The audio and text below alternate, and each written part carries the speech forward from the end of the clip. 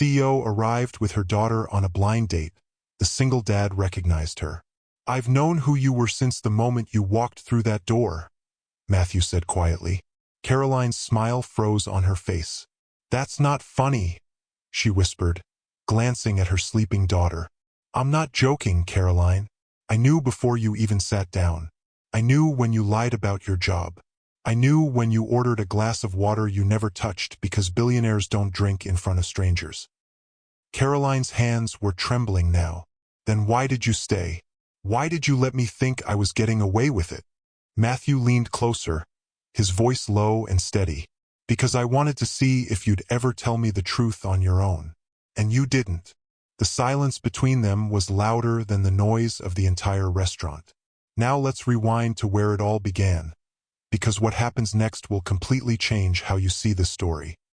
Before I go any further, if stories like this one are your kind of thing, go ahead and hit subscribe now, because you will not want to miss how this one ends. Matthew Hosio had never been the kind of man who paid attention to business headlines.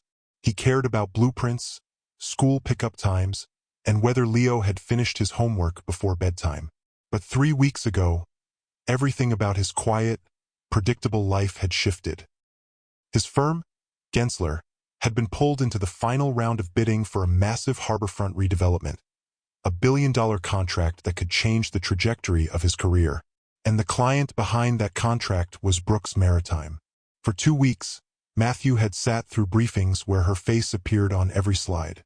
Caroline Brooks, 33 years old, CEO, a woman Forbes called the Ice Queen of the Atlantic.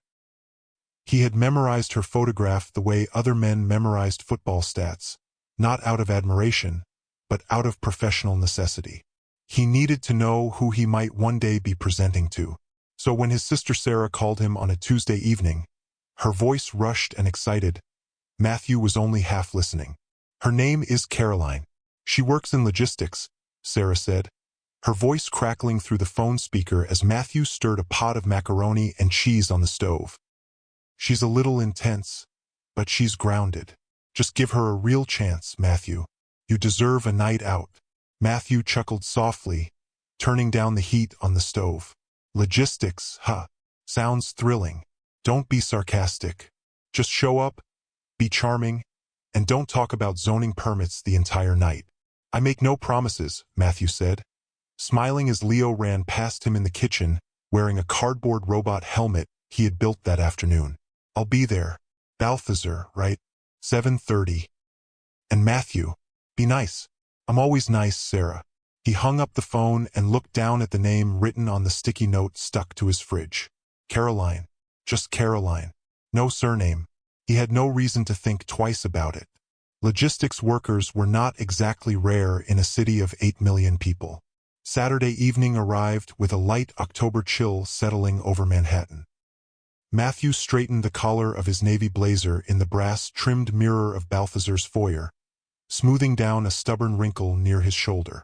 At 34, he was a senior architect, a man whose life ran on blueprints, deadlines, and most importantly, his 7-year-old son.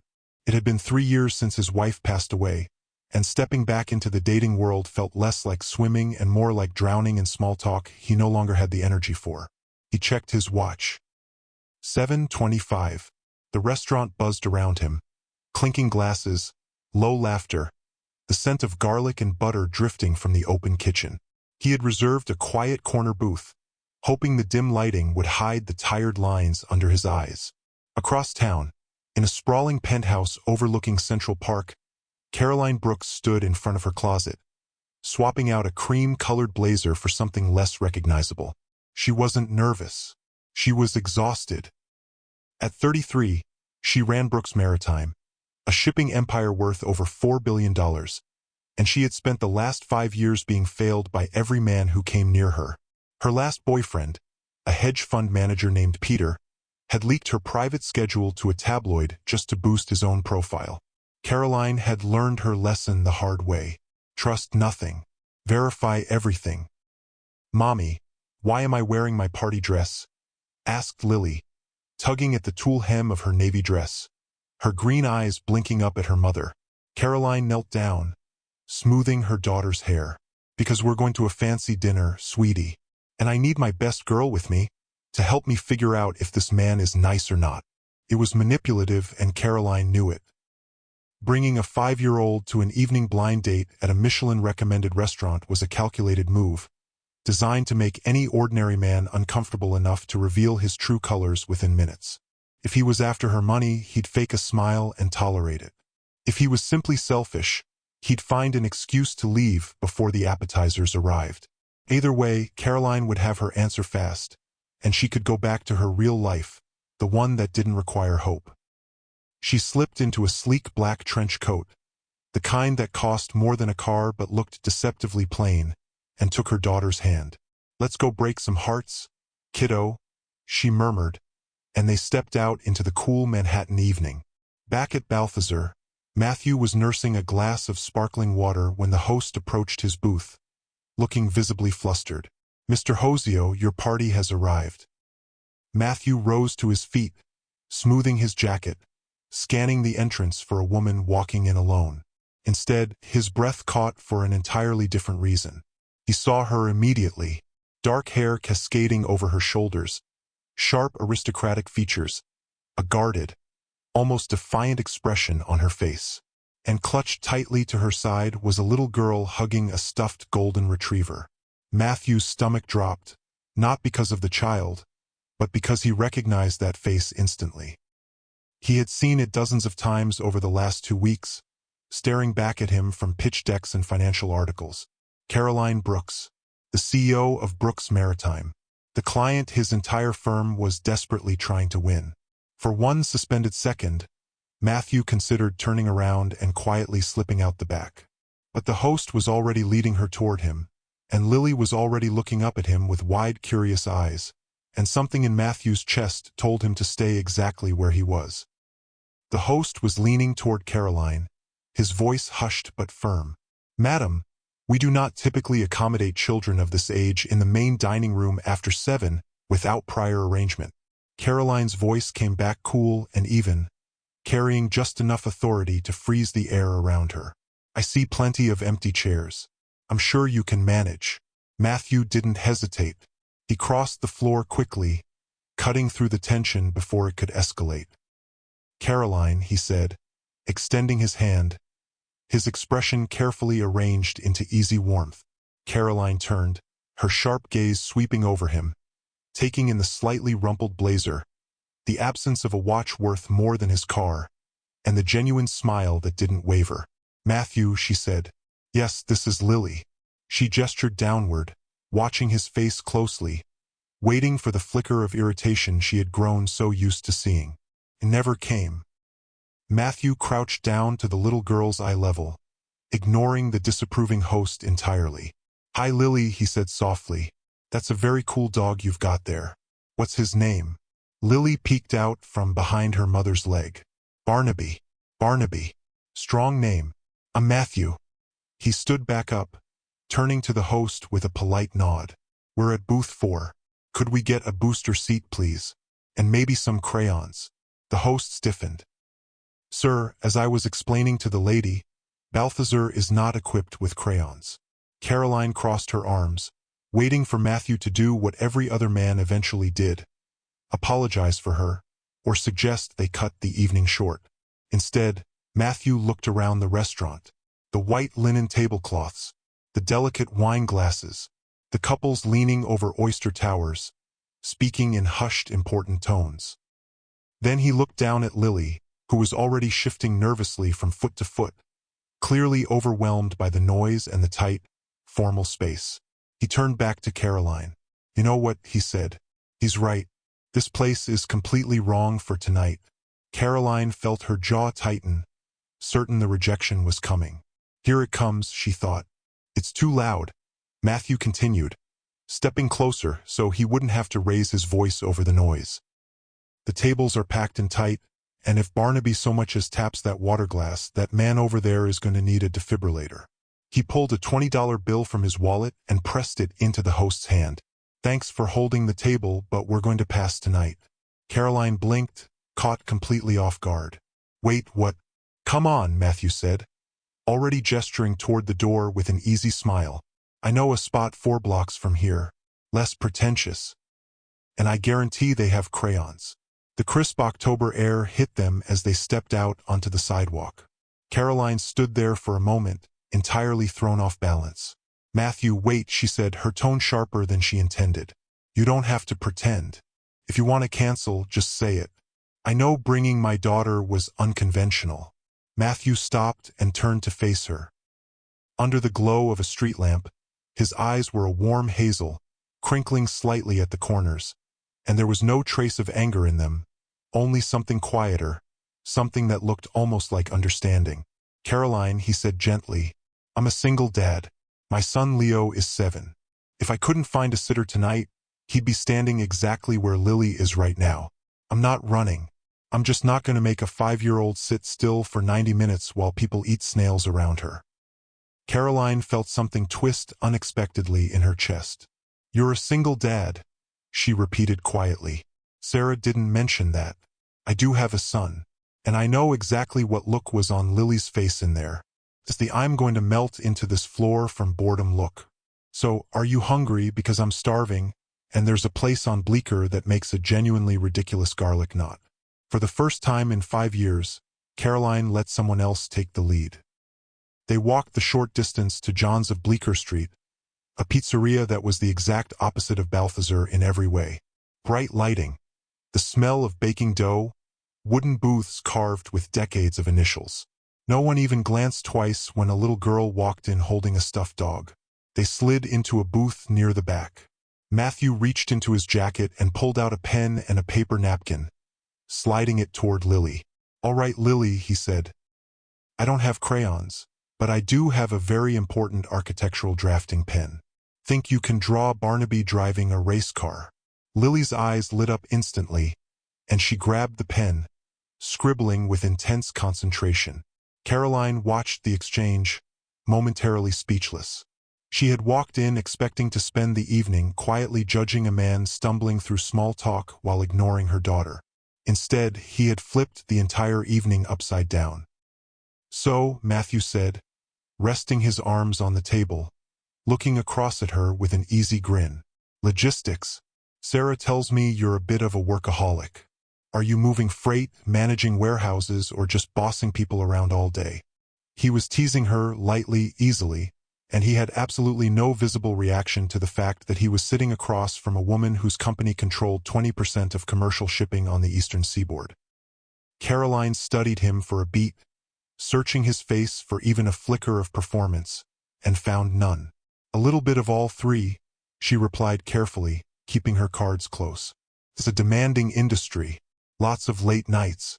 What about you?" "Sarah said you're an architect." "I am. Gensler. Mostly commercial renovations right now. It pays the bills and keeps me and Leo well stocked in dinosaur toys and comic books." Matthew smiled, but there was a flicker of fatigue behind his eyes, a kind of tired Caroline recognized from her own mirror. "It's been just the two of us for a while now. My wife passed away when Leo was 4. Caroline's breath caught. "I'm sorry, Matthew." "Thank you. It was rough, I won't lie. But you figure it out. You have to. Leo's the center of gravity now." He glanced down at Lily, who was drawing erratic circles on the napkin. "Where's Lily's dad, if you don't mind me asking?" Caroline stiffened, a reflex she couldn't quite control. "We separated shortly after she was born. He wasn't interested in being a father. He was more interested in other things. Like her bank account," she thought silently, though she didn't say it out loud. "His loss," Matthew said simply, and the complete absence of pity in his voice was strangely refreshing. He didn't press for details. He didn't offer a hollow comment about things happening for a reason. He simply signaled the waiter and ordered a large half-cheese, half-pepperoni pie, and a Shirley Temple for Lily. As the pizza arrived and the evening rolled on, Caroline felt her usual armor cracking, piece by piece, in a way she hadn't expected and couldn't quite explain. Matthew was funny, self-deprecating, and impossibly attentive. When Lily's pepperoni slipped off her plate and onto the floor, her face crumpling toward tears, Matthew scooped it up instantly, wrapped it in a napkin, and leaned in close. "Don't tell your mom," he whispered, But that one was a poison pepperoni anyway. Good thing you dropped it. Lily giggled, a bright, clear sound that made something in Caroline's chest ache pleasantly. She found herself talking about things she hadn't mentioned to anyone in years. Not her company, not her stock portfolio, but her terrible habit of killing houseplants, her secret love of obscure 1980s movies, and how she genuinely despised networking events. So wait, Matthew laughed, wiping his mouth with a napkin. You're telling me you'd rather hide in a bathroom at a corporate event than make small talk with guests? Absolutely, Caroline confessed, leaning in slightly. Last month, I spent 45 minutes in a restroom stall at the Plaza Hotel playing a game on my phone, just to avoid a conversation about supply chain efficiency. Matthew laughed, a rich, genuine sound that seemed to fill the entire booth. I'll have to remember that tactic. Next time my boss corners me about a zoning permit, I'm heading straight for the men's room. For nearly 2 hours, Caroline wasn't a billionaire CEO. She was simply Caroline. And the entire time, Matthew sat across from her, laughing easily, asking gentle questions, carrying a secret of his own that he had no intention of revealing just yet. He already knew exactly who she was. He had known from the second she walked through Balthazar's door. And as the night stretched on, growing warmer and easier with every passing minute, Matthew found himself facing a quiet, uncomfortable question he hadn't expected to ask himself. How much longer could he keep pretending he didn't know? The restaurant was beginning to empty out as the clock pushed past 8:45. Lily had drifted off to sleep in the booth, her head resting against her mother's folded coat, Barnaby tucked snugly under one arm. Matthew was in the middle of a story about Leo's disastrous attempt to give their rescue dog a haircut when he stopped himself mid-sentence. He looked at Caroline for a long moment, watching her laugh at something that hadn't even fully landed yet, and something inside him settled. He couldn't keep doing this. Not to her, and honestly, not to himself. Caroline, he said quietly, setting down his glass. She looked up, still smiling from the story. Yeah. I need to tell you something, and I need you to hear all of it before you say anything.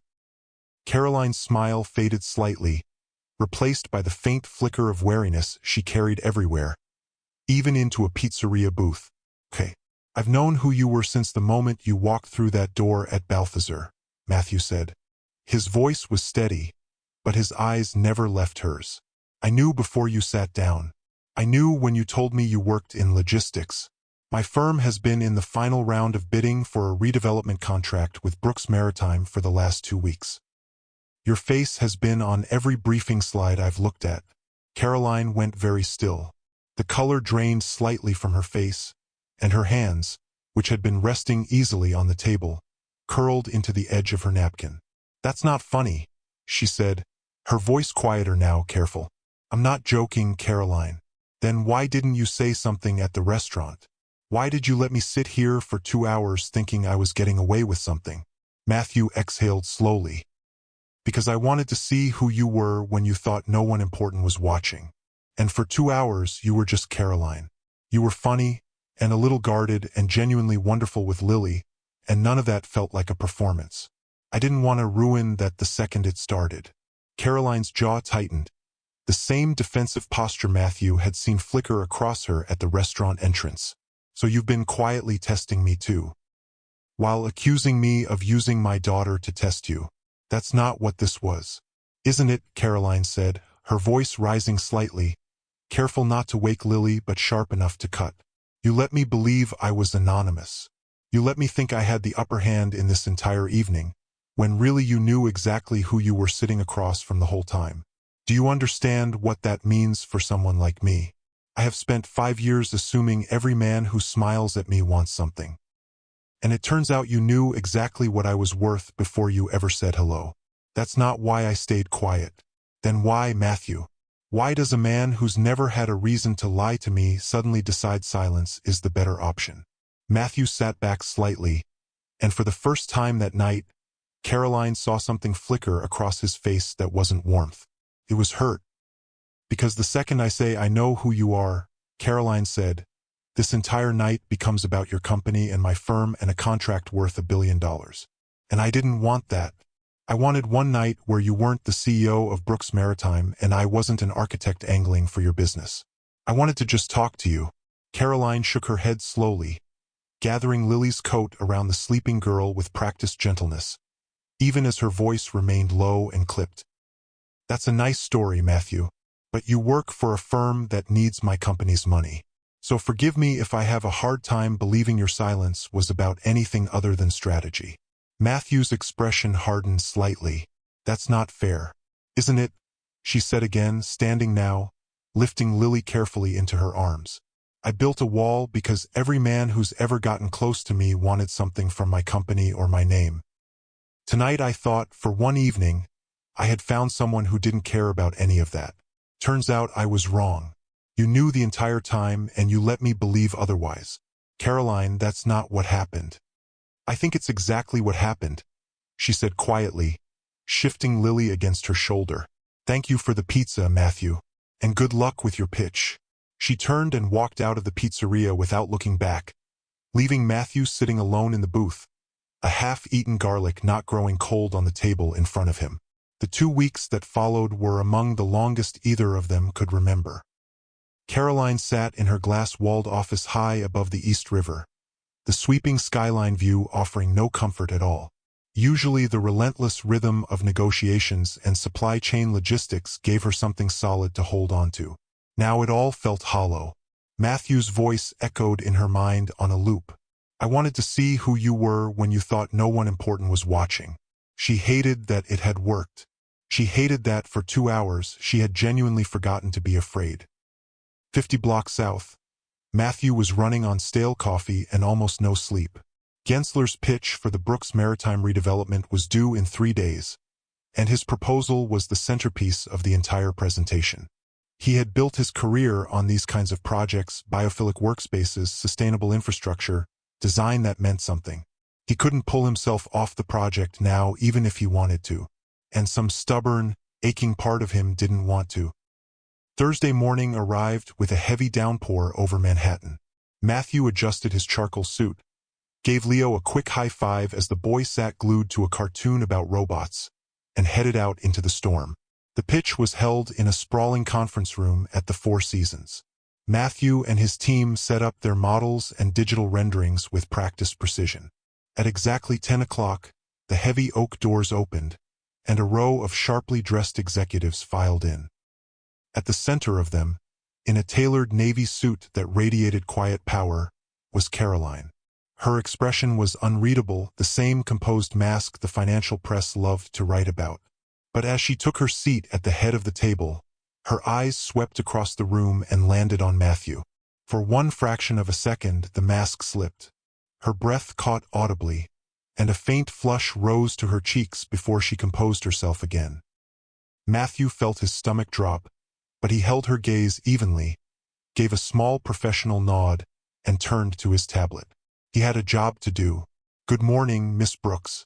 Members of the board, he began, his voice steady, filling the room with quiet authority. Brooks Maritime is uniquely positioned to redefine the intersection of global shipping and urban sustainability. For the next 45 minutes, Matthew was extraordinary. He walked the board through environmental impact studies, community green space integration, and automated logistics zones, answering every aggressive question from the chief financial officer with calm, data-backed confidence. He didn't look at Caroline as the woman he'd shared pizza with. He looked at her as the client. When he finished, the room broke into approving murmurs. Exceptional work, Mr. Hosio, said Arthur, Caroline's notoriously difficult vice president. Very compelling. Thank you, Arthur, Caroline said, rising to her feet. The board will deliberate. However, I'd like a word with the lead architect in private. Everyone else is dismissed. The room emptied quickly. Matthew's team patted his shoulder on their way out, leaving him alone with the one person in Manhattan he least expected to face one-on-one again so soon. If you have questions about the structural integrity of the automated zones, Matthew said, packing his tablet into his briefcase, I can send over the supplementary data this afternoon. I don't care about the automated zones, Matthew, Caroline said softly, walking around the table until she stood a few feet away from him. Without her entourage, she suddenly looked smaller, less like a headline and more like a woman who hadn't slept properly in 2 weeks. "Then what can I help you with, Miss Brooks?" Matthew asked, his tone polite but distant. "I wanted to apologize," she said, the words rushing out as though she'd been holding them in for 14 days straight. "You were right to be hurt. I reacted the way I always react, assuming the worst, assuming an angle. I'm sorry." Matthew paused, watching her carefully. "Apology accepted, Caroline." A flicker of hope lit her eyes. "Does that mean we could try again? A real date? No contracts, no testing, just you and me." Matthew gripped the handle of his briefcase. The pull toward her undeniable. But the image of Leo flashed through his mind, and he shook his head slowly. "Caroline, I live in a different world than you. When I walk out of here, I'm picking up my son from school, we're making tacos, and I'm spending 3 hours helping him finish a cardboard diorama. My life is quiet, and it has to stay that way for his sake.